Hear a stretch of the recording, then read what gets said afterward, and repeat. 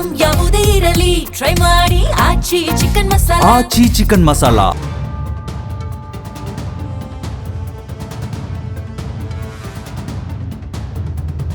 ರಾಣೆಬೆನ್ನೂರು ಹಾವೇರಿ ಜಿಲ್ಲೆಯ ಒಂದು ತಾಲೂಕು ಕೇಂದ್ರ. ಇಲ್ಲಿನ ತುಂಗಭದ್ರಾ ನದಿ ತಾಲೂಕಿನ ಸಂಪತ್ತು. ಇಲ್ಲಿನ ಕೃಷ್ಣಮೃಗ ಅಭಯಾರಣ್ಯ ಏಷ್ಯಾ ಖಂಡದಲ್ಲೇ ಪ್ರಸಿದ್ಧವಾಗಿದೆ. ಸುಮಾರು 400 ವರ್ಷಗಳಷ್ಟು ಹಳೆಯದಾದ 7 ಸುತ್ತಿನ ಕೋಟೆ ಸೇರಿದಂತೆ 2 ಕೋಟೆಗಳು ಇಲ್ಲಿವೆ. ವಚನಕಾರ ಅಂಬಿಗರ ಚೌಡಯ್ಯ ಅವರ ಕರ್ಮಭೂಮಿಯಾಗಿದ್ದ ಚೌಡಯ್ಯದಾನಪುರದ ತುಂಗಭದ್ರೆಯ ದಡದಲ್ಲಿರುವ ಮಂಟಪವನ್ನ ಚೌಡಯ್ಯನವರ ಗದ್ದಿಗೆ ಅಂತ ಕರೆಯಲಾಗುತ್ತೆ. ಇದನ್ನ ಉತ್ತರ ಕರ್ನಾಟಕದ ಹೆಬ್ಬಾಗಿಲು ಅಂತ ಹೇಳಲಾಗುತ್ತೆ. ರಾಣೆಬೆನ್ನೂರು ಬಿತ್ತನೆ ಬೀಜಗಳ ಉತ್ಪಾದನೆಗೆ ಏಷ್ಯಾ ಖಂಡದಲ್ಲೇ ಅತ್ಯಂತ ದೊಡ್ಡ ಕೇಂದ್ರಗಳಲ್ಲಿ ಒಂದು. ಇಲ್ಲಿನ ಕೃಷಿ ಮಾರುಕಟ್ಟೆ ಹತ್ತಿ, ಮೆಕ್ಕೆಜೋಳ, ಕಬ್ಬು, ಶೇಂಗಾ ಮತ್ತು ಬ್ಯಾಡಗಿ ಮೆಣಸಿನಕಾಯಿ ವ್ಯಾಪಾರಕ್ಕೆ ದೊಡ್ಡ ಕೇಂದ್ರವಾಗಿದೆ. ಈ ಕ್ಷೇತ್ರ ಆರಂಭದಲ್ಲಿ ಕಾಂಗ್ರೆಸ್ನ ಭದ್ರಕೋಟೆಯಾಗಿದ್ದು, ನಂತರ ಜನತಾದಳ, ಬಿಜೆಪಿ ಮತ್ತು ಪ್ರಾದೇಶಿಕ ಪಕ್ಷಗಳ ನಡುವೆ ತೀವ್ರ ಪೈಪೋಟಿಗೆ ಸಾಕ್ಷಿಯಾಗಿದೆ. 2023 ಚುನಾವಣೆಯಲ್ಲಿ ಕಾಂಗ್ರೆಸ್ ಮುಖಾಂತರ ಪ್ರಕಾಶ್ ಕೋಳಿವಾಡ್ ಗೆಲುವು ಸಾಧಿಸಿದ್ದಾರೆ. ಹಾಲಿ ಶಾಸಕ ಪ್ರಕಾಶ್ ಕೋಳಿವಾಡ್ 1969ರಲ್ಲಿ ರಾಣೆಬೆನ್ನೂರಿನ ಗುಡುಗೂರು ಗ್ರಾಮದಲ್ಲಿ ಜನಿಸಿದ್ರು. ಇವರು ಕರ್ನಾಟಕ ವಿಧಾನಸಭೆಯ ಮಾಜಿ ಸ್ಪೀಕರ್ ಕೆ.ಬಿ. ಕೋಳಿವಾಡ್ ಅವರ ಪುತ್ರ. ರಾಜಕೀಯಕ್ಕೆ ಬರುವ ಮುನ್ನ ಯಶಸ್ವಿ ಉದ್ಯಮಿಯಾಗಿದ್ದ ಇವರು ಕೃತಕ ಮಳೆ ತರಿಸುವ ತಂತ್ರಜ್ಞಾನ ಸೇರಿದಂತೆ ಕೃಷಿ ಮತ್ತು ವಿವಿಧ ವ್ಯವಹಾರಗಳಲ್ಲಿ ತೊಡಗಿಸಿಕೊಂಡಿದ್ರು. ಆರಂಭದಲ್ಲಿ ಕರ್ನಾಟಕ ಪ್ರದೇಶ ಕಾಂಗ್ರೆಸ್ ಸಮಿತಿಯ ಕಾರ್ಯದರ್ಶಿಯಾಗಿ ಕೆಲಸ ಮಾಡುವ ಮುಖಾಂತರ ಸಂಘಟನೆಯಲ್ಲಿ ಸಕ್ರಿಯರಾದರು.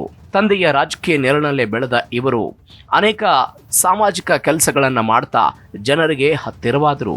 2023 ಕರ್ನಾಟಕ ವಿಧಾನಸಭಾ ಚುನಾವಣೆಯಲ್ಲಿ ಕಾಂಗ್ರೆಸ್ ಪಕ್ಷ ಇವರಿಗೆ ರಾಣೆಬೆನ್ನೂರು ಕ್ಷೇತ್ರದಿಂದ ಸ್ಪರ್ಧೆ ಮಾಡೋದಕ್ಕೆ ಟಿಕೆಟ್ ನೀಡಿತು. ಈ ಚುನಾವಣೆಯಲ್ಲಿ 71,830 ಮತಗಳನ್ನು ಪಡೆದು ತಮ್ಮ ಸ್ಪರ್ಧಿಯಾಗಿದ್ದ ಬಿಜೆಪಿಯ ಅರುಣಕುಮಾರ್ ಪೂಜಾರ್ ಇವರನ್ನ 9,800 ಮತಗಳ ಅಂತರದಿಂದ ಸೋಲಿಸಿ ಮೊದಲ ಬಾರಿಗೆ ವಿಧಾನಸಭೆ ಪ್ರವೇಶ ಮಾಡಿದರು. ಕ್ಷೇತ್ರದ ರಾಜಕೀಯ ಇತಿಹಾಸ. ರಾಣೆಬೆನ್ನೂರು ರಾಜಕಾರಣದಲ್ಲಿ ಪಕ್ಷಕ್ಕಿಂತ ಜಾತಿ ಮತ್ತು ವ್ಯಕ್ತಿ ನಿಷ್ಠೆಯೇ ಪ್ರಧಾನ. ಪ್ರಥಮ ವಿಧಾನಸಭಾ ಚುನಾವಣೆಯ ವೇಳೆ ದ್ವಿಸದಸ್ಯ ಕ್ಷೇತ್ರವಾಗಿದ್ದ ರಾಣೆಬೆನ್ನೂರಲ್ಲಿ ಸಾಮಾನ್ಯ ಮತ್ತು ಪರಿಶಿಷ್ಟ ಜಾತಿಗೆ ಒಂದೊಂದು ಸ್ಥಾನ ಮೀಸಲಿತ್ತು. 1962ರಲ್ಲಿ ಪರಿಶಿಷ್ಟ ಜಾತಿ ಮೀಸಲಿನ ಏಕಸದಸ್ಯ ಕ್ಷೇತ್ರವಾಯಿತು. 1972ರಲ್ಲಿ ಸಾಮಾನ್ಯ ಕ್ಷೇತ್ರವಾದ ಬಳಿಕ ರಾಜಕಾರಣದ ಲೆಕ್ಕಾಚಾರ ಬದಲಾಗಿ ಹೋಯಿತು. 1957ರಲ್ಲಿ ದ್ವಿಸದಸ್ಯ ಕ್ಷೇತ್ರವಾಗಿದ್ದ ರಾಣೆಬೆನ್ನೂರು ಸಾಮಾನ್ಯ ವರ್ಗದ ಸ್ಥಾನಕ್ಕಾಗಿ ಕಾಂಗ್ರೆಸ್ನ ಕೆಪಿ ಪಾಟೀಲ್ ಪರಿಶಿಷ್ಟ ವರ್ಗದ ಪ್ರಾತಿನಿಧ್ಯದಿಂದ ಕಾಂಗ್ರೆಸ್ ಪಕ್ಷದ ಯಲ್ಲವ್ವ ಸಾಂಬ್ರಾಣಿ ಶಾಸಕರಾಗಿ ಆಯ್ಕೆಯಾದರು. 1962ರಲ್ಲಿ ಏಕಸದಸ್ಯ ಕ್ಷೇತ್ರವಾದ ಬಳಿಕ ಪರಿಶಿಷ್ಟ ಜಾತಿಯ ಮೀಸಲು ಕ್ಷೇತ್ರವಾಯಿತು. ಈ ವೇಳೆ ಕಾಂಗ್ರೆಸ್ನ ಯಲ್ಲವ್ವ ಸಾಂಬ್ರಾಣಿ 2ನೇ ಬಾರಿಗೆ ಶಾಸಕರಾದರು. 1967ರ ಬಳಿಕ ರಾಣೆಬೆನ್ನೂರು ಕ್ಷೇತ್ರ ಸಾಮಾನ್ಯ ಕ್ಷೇತ್ರವಾಗಿ ಬದಲಾಯಿತು. ಆ ವರ್ಷ ಪ್ರಜಾ ಸೋಷಿಯಲಿಸ್ಟ್ ಪಾರ್ಟಿಯ ಬಿಎನ್ ಲಿಂಗಪ್ಪ ಗೆಲುವು ಸಾಧಿಸಿದರು. 1972ರಲ್ಲಿ ಕಾಂಗ್ರೆಸ್ನ ಕೆ.ಬಿ. ಕೋಳಿವಾಡ್, 1978ರಲ್ಲಿ ಎಚ್.ಎಸ್. ನಲವಾಗಲ್, 1983ರಲ್ಲಿ ಜನತಾ ಪಕ್ಷದ ಅಭ್ಯರ್ಥಿ ಬಿ.ಜಿ. ಪಾಟೀಲ್, 1985, 1989ರಲ್ಲಿ ಕಾಂಗ್ರೆಸ್ನ ಕೆ.ಬಿ. ಕೋಳಿವಾಡ್, 1994ರಲ್ಲಿ ಜನತಾದಳದ ಅಭ್ಯರ್ಥಿಯಾಗಿ ವಿ.ಎಸ್. ಕರ್ಜಗಿ, 1999ರಲ್ಲಿ ಮತ್ತೊಮ್ಮೆ ಕೆ.ಬಿ. ಕೋಳಿವಾಡ್, 2004 ಮತ್ತು 2008ರಲ್ಲಿ ಬಿಜೆಪಿಯ ಜಿ. ಶಿವಣ್ಣ, 2013ರಲ್ಲಿ ಕಾಂಗ್ರೆಸ್ ಅಭ್ಯರ್ಥಿ ಕೆ.ಬಿ. ಕೋಳಿವಾಡ್, 2018ರಲ್ಲಿ ಕೆಪಿಜೆಪಿಯ ಆರ್. ಶಂಕರ್ ಶಾಸಕರಾಗಿದ್ದರು. 2008ರಲ್ಲಿ ನಡೆದ ಚುನಾವಣೆಯಲ್ಲಿ ಕಾಂಗ್ರೆಸ್ನ ಕೆ.ಬಿ. ಕೋಳಿವಾಡ್ ವಿರುದ್ಧ ಬಿಜೆಪಿ ಅಭ್ಯರ್ಥಿ ಜಿ. ಶಿವಣ್ಣ 59,399 ಮತಗಳನ್ನು ಪಡೆದು 2,732 ಮತಗಳ ಅಂತರದಲ್ಲಿ ಗೆಲುವು ಸಾಧಿಸಿದರು. 2013ರ ಚುನಾವಣೆಯಲ್ಲಿ ಆರ್. ಶಂಕರ್ ಕ್ಷೇತ್ರಕ್ಕೆ ಕಾಲಿಟ್ಟಿದ್ರು. ಬಿಜೆಪಿಯಲ್ಲಿದ್ದ ಶಾಸಕ ಜಿ. ಶಿವಣ್ಣ ಯಡಿಯೂರಪ್ಪ ಅವರನ್ನು ಹಿಂಬಾಲಿಸಿದರು. ಕಾಂಗ್ರೆಸ್ನ ಮಾಜಿ ಮಂತ್ರಿ ಕೆ.ಬಿ. ಕೋಳಿವಾಡ್ 53,780, ಕೆಜೆಪಿಯ ಅಭ್ಯರ್ಥಿ ಜಿ. ಶಿವಣ್ಣ 26,570 ಹಾಗೂ ಸ್ವತಂತ್ರ ಅಭ್ಯರ್ಥಿಯಾಗಿ ಕಣಕ್ಕಿಳಿದಿದ್ದ ಆರ್. ಶಂಕರ್ 46,992 ಮತ ಪಡೆದರು. ಆ ಮೂಲಕ ಕೆ.ಬಿ. ಕೋಳಿವಾಡ್ 6,788 ಮತಗಳ ಅಂತರದಿಂದ ಗೆಲುವು ಸಾಧಿಸಿದರು.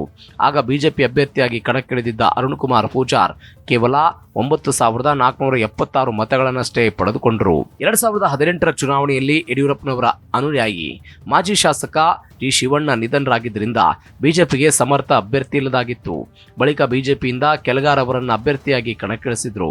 ಕೆಪಿಜಿಪಿಯ ಆರ್. ಶಂಕರ್ 63,910 ಮತ, ಕಾಂಗ್ರೆಸ್ನ ಕೋಳಿವಾಡ್ 59,572 ಮತ, ಬಿಜೆಪಿಯ ಡಾಕ್ಟರ್ ಕೆಳಗಾರ್ 48,973 ಮತ ಪಡೆದರು. ಆಗಲೂ ರಾಣೆಬೆನ್ನೂರಿನಲ್ಲಿ ತ್ರಿಕೋನ ಸ್ಪರ್ಧೆ ಏರ್ಪಡಿತು.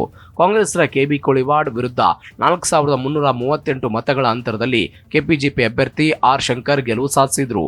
ಬಳಿಕ ಕಾಂಗ್ರೆಸ್ ಮತ್ತು ಜೆಡಿಎಸ್ ಸಮ್ಮಿಶ್ರ ಸರ್ಕಾರದಲ್ಲಿ ಅರಣ್ಯ ಮಂತ್ರಿಯಾದರು. 2019ರಲ್ಲಿ ಆರ್ ಶಂಕರ್ ತಮ್ಮ ಸ್ಥಾನಕ್ಕೆ ರಾಜೀನಾಮೆ ನೀಡಿದರು.